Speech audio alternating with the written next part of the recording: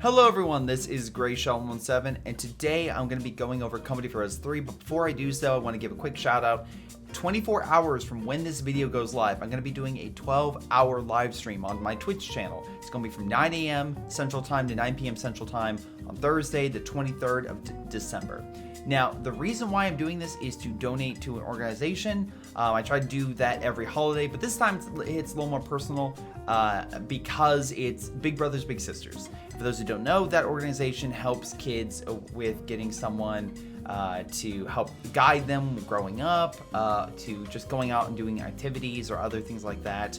The reason it helped me when I was a kid is when my father passed away. So my brother and I both had a big brother, aka someone who would come in, just hang out with us, talk with us, take us out, and again, it just helped. It helped fill that void. So if you would like to donate to a good cause, and I made sure this Big Brothers Big Sisters organization in Central Texas is a good, reputable one, you can donate during my Twitch stream. Any funds I get, any donations I get will go to there.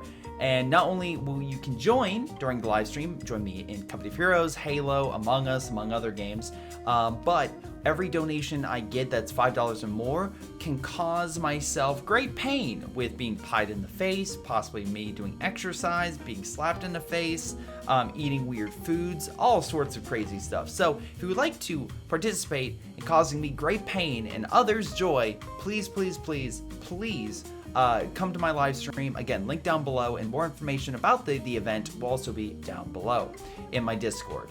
But anyway, let's get to Code 3, because I do want to discuss Code 3 before it gets too far out of view from the pre-alpha multiplayer. And originally I had like a, before it arrived, and then I had it after it arrived, and then it just kept being delayed. Because again, this is one of those topics where I'm not 100% decisive on topic. Like I can't wrap my brain around it. I just keep posting it and delaying it, and it just keeps it going on and on and on. And it's just one of those things that I need to work on. But I figured with the charity stream going on, it's a good time to get this video out, so that way it is out on time. What are my thoughts on Code 3? Well, one of the reasons why my opinion is so varied is because of, well, the pre-alpha nature of it.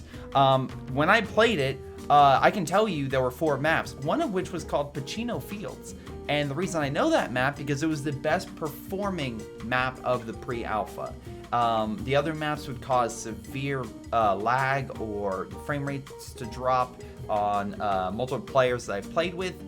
Seems like nobody that I saw really got a fantastic frame rate with the 1v1 map. So it became an issue where, again, it caused problems for people playing it. But that is likely to happen, in a pre-alpha state, because the game is not optimized yet. And also for the amount of bugs they saw as well, for it to be, shown. Because again, there were quite a few bugs. I think one of those prominent ones that people saw were tanks and other units would lose their icons. So when people were watching this on their phones, they said they couldn't identify the units because they couldn't figure out what it was. And I believe that's a bug with the icons, where they would just disappear. And again, pre-alpha, I get that that's going to be an issue, and hopefully they do fix it. Because again, there are stuff, not just that, but stuff that hasn't even been added yet from what in the trailer. For example, the easiest one to show would be the building falling down. Well, I blew up multiple buildings and my vehicles were relatively fine. So again, I'm assuming that if that is going to be a feature, it's not implemented yet. So again, that might be a situation where you have to wait and see for, the official release for that to actually occur. But that release isn't likely to happen until like a year, or at the very least late next year. So the question is, right, what can we take away from this pre-alpha? Because we can't necessarily judge it on its merits. Now, it's not like Battlefield 2042 when you have that beta or whatever they called it, and everyone's like, yeah, this is bad, but then they're like, wait, don't worry, that version's from 3 months earlier. And it releases, and it's still a burning trash fire, I think is the best way to call it. But this pre-alpha is very, very different. This pre-alpha has literally so much more time and in a better state than what 2042 is. also the gameplay differences between the two. And again, I'm not trying to just, bash one game, but 2042 people, and I'm Battlefield fan, so has the issue of not understanding what a Battlefield game is, and that core gameplay change of, like, for example, the squads and stuff like that being so fundamentally different in this iteration of Battlefield caused a lot of people to turn away, whereas in this game, where, yes, it is very similar factions. So, for example, if we're going to talk about the Allies, a lot of the units that we saw are very, very similar to Company of Heroes 2 and Company of Heroes 1. With the American faction, you still had your Rifleman squad. You still had your Sherman tank. Bulldozer, though not Special Call-In anymore. You had your Tank Destroyer, though in this case it was a slightly different variant. It's not your Jackson, but it is something similar or equivalent to a 1943 version of that unit. You had other vehicles like the light vehicle as well coming on in. So you have that stuff, but then you also have like different units that also come out, like for example a dedicated bazooka team. I know there was the lieutenant and originally the captain which had the bazooka, but in this iteration you literally have a bazooka team. You also get a sniper, and I think far and away the most interesting units, where I mean still you can call in the Scots, so if you want that, the mortar carriage, great, but I think the most interesting thing was the M31 recovery vehicle. That fundamentally changes a key aspect in Company of Heroes 2, diving. Diving is no longer a major positive. It can be a huge negative. If your Panther doesn't get out of there and you kill something, not only the Americans can repair the unit it lost, it can repair that Panther, or, the Panzer IV, or whatever in Code 2 that you would use to dive and kill Katyushas. Well, guess what? Now it can come back to life and help the Allies. That changes so much. What's interesting about the new units is they're not, it seems like, taking away anything, right? Any unit that was originally in the two other games. They're not like removing an entire subsection of that unit. They seem to be adding more and more. And the units they are adding add different utilities and different gameplay balances that make it more interesting, in my opinion.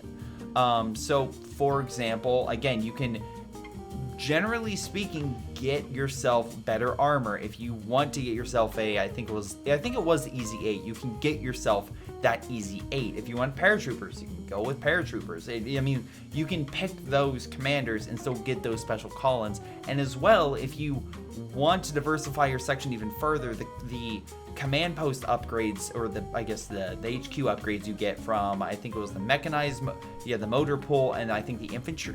No, it was the mechanized motor pull, the air support, and the infantry. Those are like the three main ones. And again, all three of those are fascinating because of all the upgrades and abilities you get for the Allies. I mean, the same thing can be said for the Axis as well. Every single unit had something very different, from camouflage to special rounds or unit capabilities the unit could now have access to. So they allowed for different play styles to be bigger. So if you prefer certain ones, you don't have to fundamentally change everything. You can just do a small upgrade, get that bonus of your unit, so you're in a better state. But what's fascinating as well is I originally, like, when you would look at a unit and you would see something like the Kettenkrad, and you're like, this obviously is not going to work. This is going to suck. It has no weapons whatsoever. But then you play it and you realize it's one of the most overpowered units in the game. And it has no weapon. And the reason for that is it caps so quickly, and then you get the additional bonus of it getting additional resources with a simple upgrade. And you can very quickly turn yourself into a fuel munition pumping machine with that ability. It's so good. And not just that, it caps so quickly, you can send it behind enemy lines. And if you're good with your micro, even with the FPS issues I was having, I was quickly decapping a lot of territory on the Allied side, which, again, it's fascinating where it's like, okay, we're going to change the Kupol, but we're going to remove its main gun, but we're still going to make it so good that why wouldn't you get it? And yeah, that was kind of the meta, was, saying that thing about send your army to fight, of course, the American infantry head on, but then just have the Kettenkrad take a ton of territory. Plus, it also fine to keep saying Kettenkrad. So when you choose any one of those like Field Marshal, the base upgrades, you can then go and click on the base that it produces and get additional upgrades for like armored skirts, or maybe I think it was like cheaper abilities or something along those lines. So like 4 upgrades typically. So the amount of versatility that you can have is astounding in my eyes, and it just adds more flavors to a game. Where in Code 2, I watch a lot of 1v1s and they follow the same trick. Now, there's so much variety that I'm assuming, based on the amount of possible outcomes you can have, that there shouldn't be one destined path. And that's the thing I hate, is watching the same strategy over and over and over again. That's why I like Code 2, because I can mix things up a little bit. Now, in Code 3, you can absolutely have multiple different avenues. And again, we've only seen a small sliver. I'm assuming, hopefully, in the year they can add more and more content, more and more awesome maps to showcase those awesome abilities and such. That doesn't mean there isn't problems. Again, I think like the Flak 88, I was like, what is happening? It just didn't want to fire over this hill. So obviously, even some of the new units I still had problems with. But overall, I could see the benefits. I can see the greatness that could come out of these plays and these units if, of course, maybe pathfinding was a bit better, if balancing was a bit better. Because yeah, there were some units like the Tiger that were very, very strong, and it took an allied player a little bit of time for them to figure out, okay, how do I take out this thing? And again, through my testing and the initial replay, I easily found the fact that 2 Chaffies, of all things, could take out a Tiger if they just come from the rear, because the rear armor to front armor, even side armor difference, is massive for a lot of these German tanks. And speaking of tanks are not necessarily the best at even fighting tanks. Tank destroyers had more damage. I don't know if that was necessarily like a purposeful thing for tank destroyers to do more damage than a tank would do against other tanks, but there was a noticeable difference, which made, in my opinion, the Martyr the most interesting German tank destroyer, because while I did like the scout car with the AT gun, and the Stug is always nice, the Stug had a little more armor, but it was, I mean, you're putting more fuel and armor to fight off infantry, which is a little weird. But the Martyr is a good price, a good cost, and it did effective damage against allied armor. So I could easily see that coming in clutch, or people choosing that over maybe a pack gun because they want to keep that thing alive or just repair it. Again, it leaves lots of interesting, cool things. And the maps themselves, while I did play as many as, well, Pacino Fields, as it caused me frame rate issues, I found them at least fascinating, because again, one of the things I hate about a map would be the fact that, let's say they're one environment the entire time. I can think of, I don't know, let's say Ungermute, right? Ungermute. It's essentially a big city industrial map. But then you have stuff like Leanne Forest or Red Ball, or all these stuff that you have essentially multiple areas across the map that are different environments, which have different battles and can bring units, let's say shock troops. Well, they suck over in the open plains area, but they're fantastic in the forest, so let's do something like that.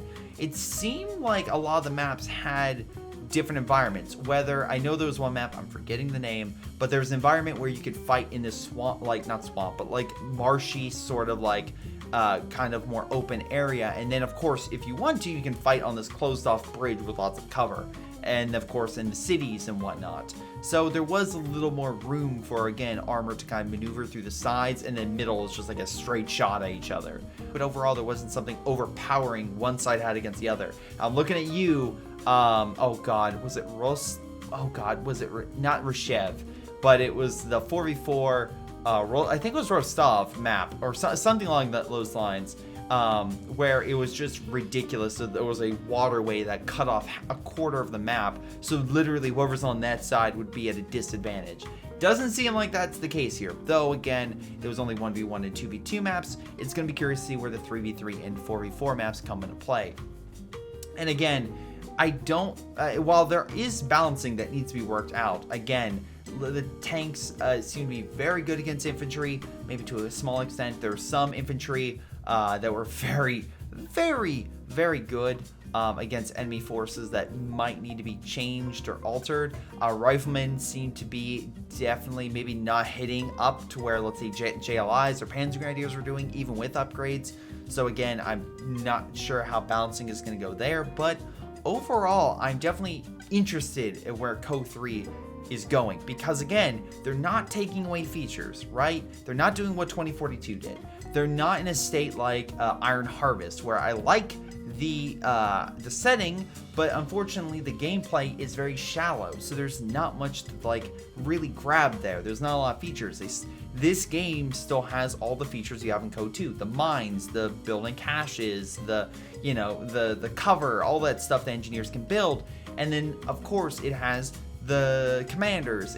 But then of course for the Americans you have the veterancy system, which is quite interesting, and how you can pick and choose. And overall, the veterancy system seems pretty damn good at allowing you to be like, okay, do I want this to be a fast capping unit, or maybe having a special ability against infantry? Like it honestly leaves the player with like choosing what to pick. And I know some people might say, well, of course you want to go with a unit that is better at attacking, but having a unit that can quickly grab something might be key in a lot of battles I've seen in 4v4s, where it comes down to like a last second grab. So again, I'm just very interested to see how things play out and how they keep adding and what battle groups they add. Now, of course, I still have drawbacks. I think planes come in way too slow for their own good, but I'm assuming that's something that can be fixed. But again, and there are also some airstrikes like I think it was the 500 kilogram bomb or something along those lines that was pretty much not effective. It did nothing to Tigers. So again, there's still things they need to fix or change. But overall, I'm looking at Code 3 from the pre-alpha multiplayer, and I'm seeing something that I can continue to play even after thousands of hours in Code 2. A lot of that with replays, but still a lot of hours I put into Code 2. And again, this could bore me. A game could lose my interest, like games this year. But I think it's doing enough, and especially the core gameplay is interesting enough, and they're adding enough that it's going to keep my interest. Now again, I've already know that from Age of Empires 4, it seems like if they're going to do that with the replay system, that's going to be fantastic for not only myself, but any person who wants to commentate or look over their games. And again, that's me being hopeful and using the blueprints of one game in another. But still, if they get the gameplay down right, and they can get, and it seems like they have the fundamentals of a replay system down right, I am very, very interested to see how this game goes, because it looks like it's turning out well. And again, there's still issues with it. Of course, it was a pre-alpha, but it still leaves me very positive where it's at right now. Very positive to see the future of it. Very positive to see what comes out of more tests and other things like that. But again, even if this was the last time we play any Code 3 stuff until it officially releases, I'm at least optimistic from what I saw, because I'm like, okay, the bare bones, like the sliver they gave is enough to reassure me that they're on the right track. This isn't a situation like 2042 where I'm like, this doesn't look anything like Battlefield. They didn't turn Company of Heroes into a MOBA or something like that. But with this RTS, it looks good. And actually, weirdly enough, and this is something that if you asked me like 3 months ago, I would have said, are you joking? But next year, you have to actually be a good RTS. And that's the thing that a lot of people may not even be considering. How many RTSs are coming out next year? Like, I'm not even joking or being like shrewd. How many? You have Starship Troopers, right? And I know that's a very different game, but still, you have Starship Troopers. You have, I'm assuming Total, like, Warhammer might be releasing or something like that. I think there's a Warhammer 3 that either recently released or is releasing, or something like that. You have the Dune 4X game that's coming out. You have the Terminator RTS that's coming out. I know there's like a big not World War II, like Cold War or Modern Wars like RTS that people are talking about that was it Slither Games. You have all these different RTSs that have been announced or are looking to come out. And again, it's one of those situations where of course you got like turn-based stuff. Like you got I believe the Adventures game is looking to come out next year, which I know turn-based is different from an RTS, but still, like, strategy games are coming back in a big way. And if they're coming back in such a big move, you have to still stand out, because no longer just being out, right? You can't just release yourself like Iron Harvest did and hope because you're the only game in town that people flock to you. That simply isn't the case. There are other competitors now, so Code 3 has to be in a good state when it releases in order to make sure that it is seen above all these other RTSs, which, by the way, I'm glad we're getting more RTSs, but something to think about. And from what I saw, yeah, it has enough under the hood to definitely make it stand out, because I'm being honest, it's going to take a lot for an RTS to really stand out above Company of Heroes right now. But having more games coming out, that chance is higher and higher, which means, again, Relic will need to put the ball, push that meter higher and higher to get to a higher standard. So, again, very curious to see how that goes. But anyway, that's my thoughts on the Code 3 pre-alpha. In short, I enjoyed my time with it. But anyway, that's my thoughts on the matter. Tell me what you think down in the comments down below. But this has been greyshot17, and hopefully we'll see all of you guys next time. And of course, by the time this video releases, it should be around the holidays. So happy holidays, and hopefully you join in for that stream as well. See you guys next time. Hey guys, before you go, I want to give a special shout out to Patreon supporters Folkvard, Aphyria, JoeyG240, Ace, ShinobiWarrior, Pyroshark, Little Koosh, and Seth Kuipers. Thank you all for your incredible support. You guys rock. This has been greyshot17 and his amazing patrons, and I'll see all of you next time.